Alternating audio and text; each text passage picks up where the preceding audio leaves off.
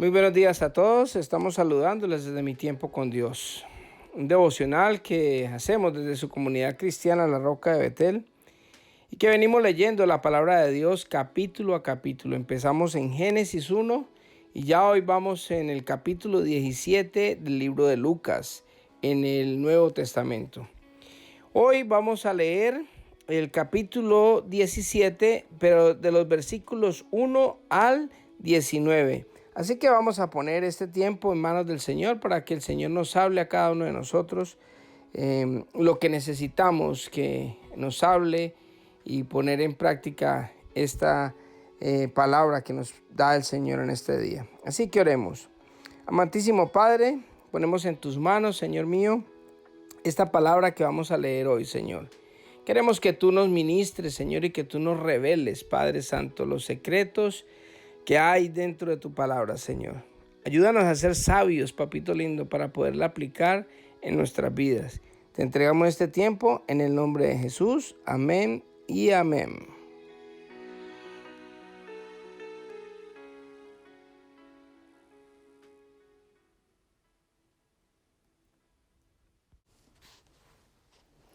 Enseñanzas acerca del perdón y de la fe. Cierto día Jesús dijo a sus discípulos: siempre habrá tentaciones para pecar, pero ¿qué aflicción le espera a la persona que provoca la tentación? Sería mejor que se arrojara al mar con una piedra de molino alrededor del cuello que hacer que uno de esos pequeños caiga en pecado. Así que cuídense. Si un creyente peca, repréndelo. Luego, si hay arrepentimiento, perdónalo. Aun si la persona te agravia 7 veces al día y cada vez regresa y te pide perdón, debes perdonarla. Los apóstoles le dijeron al Señor: muéstranos cómo aumentar nuestra fe. El Señor respondió: si tuvieran fe, aunque fuera tan pequeña como una semilla de mostaza, podrían decirle a este árbol: desarráigate y échate al mar, y les obedecería. Cuando un sirviente vuelve a arar o de cuidar las ovejas, ¿acaso su patrón le dice: ven y come conmigo? No, le dirá: prepara mi comida, ponte el delantal y sírveme mientras como. Luego puedes comer tú. ¿Y le agradece el amo al sirviente por hacer lo que se le dijo que hiciera? Por supuesto que no. De la misma manera, cuando ustedes me obedecen, deben decir: somos siervos indignos que simplemente cumplimos con nuestro deber. 10 leprosos son sanados. Mientras Jesús seguía camino a Jerusalén, llegó a la frontera entre Galilea y Samaria. Al entrar en una aldea, 10 leprosos se quedaron a la distancia gritando: Jesús, Maestro, ten compasión de nosotros. Jesús los miró y dijo: vayan y preséntense a los sacerdotes. Y mientras ellos iban, quedaron limpios de la lepra. Uno de ellos, cuando vio que estaba sano, volvió a Jesús y exclamó: alaben a Dios, y cayó al suelo a los pies de Jesús y le agradeció por lo que había hecho. Ese hombre era samaritano. Jesús preguntó: ¿no sané a 10 hombres? ¿Dónde están los otros 9? ¿Ninguno volvió para darle la gloria a Dios excepto este extranjero? Y Jesús le dijo al hombre: levántate y sigue tu camino. Tu fe te ha sanado. Bueno, con esto termina la primera parte del capítulo 17 del Evangelio del Dr. Lucas. Y lo quisimos partir porque realmente esta enseñanza del perdón y de la fe es bien importante. Porque básicamente a base del perdón es que nosotros somos salvos. Nosotros podemos entrar a la presencia de Dios solamente porque Dios nos perdona nuestros pecados. O sea que el perdón es el máximo milagro que puede haber, no solamente para nosotros, sino también poder nosotros dar ese milagro a otras personas que nos haya ofendido. Pero en este momento el Señor está hablando de que cierto día el Señor le dijo a los discípulos que siempre habrá tentaciones para pecar. O sea, nosotros todo, mientras estemos aquí en este mundo, siempre van a haber tentaciones, o sea, siempre va a haber la oportunidad, siempre va a haber el deseo de pronto de hacer algo que no está bien y que desafortunadamente como seres humanos estamos expuestos a la tentación. Pero la aflicción que le va a pasar a la persona que provoca la tentación va a ser mucho más difícil. O sea, el Señor está dando una enseñanza para que una cosa es cuando uno es tentado y otra cosa es cuando uno es el tentador. Y eso es bien difícil porque el Señor dice que es mejor que lo arrojen con una piedra de molino alrededor de su cuello.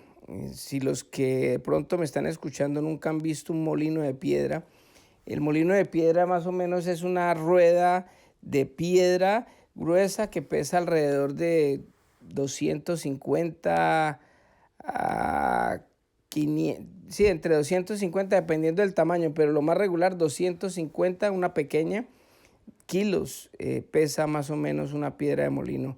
Yo lo conozco porque mi papá fue administrador de un molino de arroz y a él una vez esa piedrita le cayó en un dedo y se lo estripó completamente en un accidente. Así que es demasiado pesado. Entonces, lo que el Señor habla es que precisamente que la persona que provoca la tentación le es mejor colocarse una piedrita de esas en el cuello y tirarse al agua, mejor porque es bastante duro lo que le va a pasar después cuando le pidan cuentas por eso. Así que dice el Señor, cuídense, porque si un creyente peca y le puede uno reprender y si hay arrepentimiento, perdonarlo. O sea, nosotros lo que hacemos es que cuando alguien peca, nosotros en amor le llamamos la atención a la persona, no para pelear ni para juzgarlo, sino simplemente para ganarlo en amor. O sea, decirle, hey, esto que estás haciendo me está molestando, esto me hace sentir mal, no lo que él está haciendo, sino cómo me siento yo, pero en amor para ganarlo. Si él se arrepiente y pide perdón, perdónalo. Dice que aún así sean 7 veces al día, 7 veces hay que perdonarlo, como dice el Señor, hasta 70 veces 7. O sea que el perdón es bien importante para las personas que nos ofenden a nosotros. Entonces el Señor habla del que pone la prueba y de cuando nos hacen algo a nosotros, para nosotros perdonar. Después dicen los apóstoles, le dicen al Señor, aumentanos nuestra fe. O sea, ¿qué tiene que ver la fe con el perdón? Pues hombre, que uno para poder perdonar, primero tiene que estar lleno de amor y segundo tener fe en que Dios le ayude a uno a hacer este proceso, porque no es un proceso fácil. El perdón es algo que no nace en nuestro corazón, es algo que nosotros tenemos que provocarlo, es algo que nosotros tenemos que ser intencionales, no es algo que nazca del corazón. Ay, no siento perdonar a tal persona. No va a nacer nunca del corazón, pero es algo que nosotros tomamos la decisión. Así como el amor es una decisión, yo decido amar, o sea, que le ordeno a mi cuerpo que tengo que amar. Asimismo también yo tengo que ordenarle a mi mente, a mi corazón que perdone, porque es de la única manera. Los dos son algo espiritual, algo que no lo manejamos nosotros. El amor, ustedes saben, Dios es amor y cuando tenemos a Dios en nuestro corazón, nosotros hacemos la intención y Dios en su amor nos llena de amor para poder amar a las demás personas. Lo mismo es el tener perdón, pero por eso ellos piden que les aumente la fe. Y el Señor dice, si tuvieran fe como una pequeña semilla de mostaza, podrían decirle a este árbol, desarráigate y échate en el mar, y él les obedecería. ¿Por qué esta frase de la semilla de mostaza? A pesar de que la semilla de mostaza es de las semillas más pequeñitas que hay, ella crean un árbol cuando crecen, pero la particularidad de este árbol de mostaza, es que tiene unas semillas muy profundas y entonces cuando se siembra la semilla, lo primero que nace son las raíces y esas raíces empiezan a crecer primero abajo dentro de la tierra y después se va a manifestar el árbol hacia afuera, y esas raíces tan profundas básicamente es la falta de perdón, las raíces de amarguras que de pronto nosotros podemos tener en algún momento. Entonces dice, si tuvieras fe como un grano de mostaza, le dirías a este árbol, desarráigate, o sea, sácate y échate al mar y él te obedecería, porque es algo espiritual, es algo que solamente puede hacer Dios en la vida de nosotros. No es algo que nosotros manejemos, como lo dijimos ahora, lo mismo que el amor y el perdón. Así que el Señor le está diciendo a cada uno de los discípulos que básicamente por medio de la fe, por medio del amor, es que nosotros podemos perdonar a las personas. Y es algo que debe ser algo que es común y es algo que nosotros debemos de hacerlo cotidianamente. O sea, no es algo que sea extraordinario, porque empieza a colocar el Señor el ejemplo del que va a arar y después que viene a arar el jefe no le va a decir, venga, venga, coma, les tengo preparada la comida, ¿no? Antes le va a decir, no, póngase el delantal y hágame la comida, primero como yo y después va a comer usted. Y ese, dice el Señor, de la misma manera, cuando ustedes me obedecen, deben de decir, somos siervos indignos porque simplemente cumplimos con nuestro deber. Muchas veces nosotros creemos que porque hacemos las cosas que debemos hacer, entonces nos tienen que hacer un altar. Por ejemplo, cuando uno es un esposo responsable, cuando uno de pronto lleva la comida a la casa, cuando uno trata de servir a su familia, entonces uno quiere que lo pongan en un altar porque, es que estoy haciendo algo maravilloso. No, siervo inútil es, porque lo que debe hacer, eso es lo que uno hace. Y precisamente lo mismo dice el Señor con el perdón y con el amor. Simplemente debemos de perdonar y no hay algo que sea maravilloso en eso. Es algo que tiene que ser cotidiano, que debe ser común en nosotros. Después el Señor habla acerca de que cuando iba en el camino a Jerusalén, llegó a la frontera entre Galilea y Samaria, y al entrar a la aldea habían 10 leprosos que quedaron a la distancia y gritaron, Jesús, Maestro, ten compasión de nosotros. Jesús los miró y les dijo, vayan y preséntense a los sacerdotes, y mientras ellos iban, quedaron limpios de la lepra. Mire que estos 10 leprosos, ellos pudieron hacer un rito. El rito religioso era presentarse ante los sacerdotes. Ellos tuvieron la fe de ir hasta el lugar de donde estaban los sacerdotes, hasta la sinagoga o hacia la iglesia. Ellos iban para allá. Pero dice que solo uno de ellos se devolvió y él le dio gracias a Dios, agradecido. Y lo más tremendo es que el Señor dice, y este era samaritano, porque acuérdense que los samaritanos y los judíos no se llevaban. Entonces el Señor le preguntó, bueno, ¿no sané a 10? ¿Y dónde están los otros 9? Ninguno volvió a darme las gracias, excepto este extranjero. Y le dijo el Señor, mira, le dijo, levántate y sigue tu camino, que tu fe te ha salvado.